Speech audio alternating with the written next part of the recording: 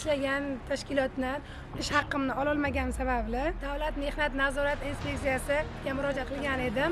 Fuqaro Bahrom Nazariyni Davlat mehnat huquq nazorati inspeksiyasiga yo'llagan murojaatida Navbahor tuman suv xo'jaligi bo'limida ishlaganligi va unga 2023-yil sentyabr oyi ish haqlari to'lab berilmaganligi yuzasidan murojaati o'rganilganda Mehnat kodeksining 249-254-moddasiga belgilangan mehnat huquqlari buzilganligi aniqlandi va fuqaro Bahrom Nazariyni foydasiga 3.785.000 so'm ish haqi va unga tenglashtirilgan pul mablag'lari undirib berildi va mazkur tashkilotning bosh hisobchisiga nisbatan qonunda belgilangan tartibda jarima jazosi tayinlandi.